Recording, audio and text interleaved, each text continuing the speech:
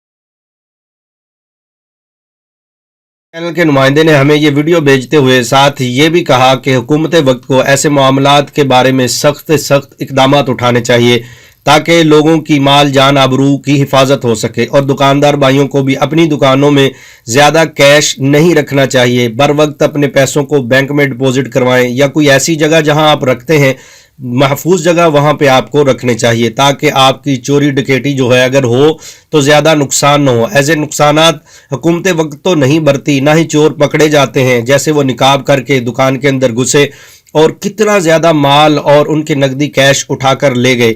इस तरह के मामलात मुल्क में संगीन शक्ल इख्तियार कर चुके हैं। इनसे बचने के लिए हम सबको यकजा होकर बर वक्त हुकूमत वक्त और पुलिस को इसकी इतला करनी होगी ताकि आइंदा हम ऐसे मामलात से बच सकें।